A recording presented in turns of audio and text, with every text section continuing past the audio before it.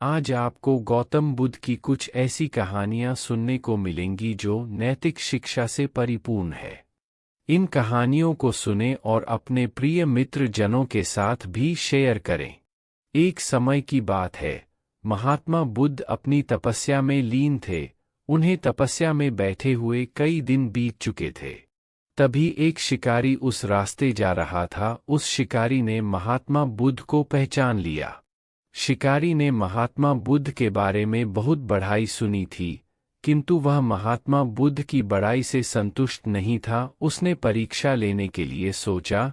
शिकारी पहले तो महात्मा बुद्ध को एक छोटा सा पत्थर फेंककर मारता है, किंतु महात्मा बुद्ध कोई प्रतिक्रिया नहीं करते हैं, क्योंकि उनका मानना था शरीर को तकलीफ होती है, आत्मा को नहीं। अतः शिकारी द्वारा फेंके गए पत्थर के कारण शरीर को कष्ट हुआ, किंतु आत्मा को नहीं।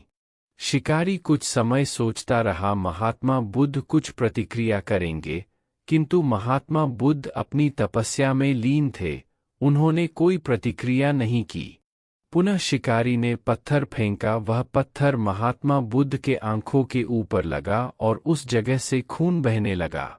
महात्मा बुद्ध को आभास हुआ उनके शरीर से रक्त बह रही है, किंतु वह फिर भी अपनी तपस्या से नहीं उठे।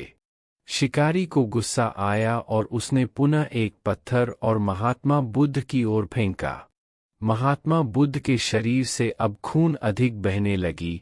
इतनी पीड़ा महसूस कर महात्मा बुद्ध के आंखों से आंसू निकलने लगा।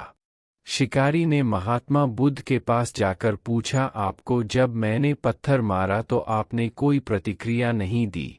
महात्मा बुद्ध ने बड़े ही सरलता के साथ कहा, क्योंकि इससे मेरे शरीर को कष्ट हुआ है, मेरे मन मस्तिष्क को नहीं। शिकारी अचंभित रह गया। उसने पूछा, फिर आपके आंखों से आंसू क्यों बह रहे हैं? इस पर महात्मा बुद्ध ने पुनः कहा, तुम्हारे द्वारा किए गए अनुचित कार्य के परिणाम के बारे में मेरा मस्तिष्क, मेरी आत्मा विचार कर रो रही है। तुमने इतना बड़ा पाप किया है, तुम्हें कैसी सजा मिलेगी? बुद्ध की बातों को सुनकर शिकारी महात्मा बुद्ध के चरणों में नतमस्तक हुआ और उनसे क्षमा याचना की। महात्मा बुद्ध क्षमाशील व्यक्ति थे। उन्होंने तुरंत शिकारी को क्षमा कर दिया और अपना आशीर्वाद दिया।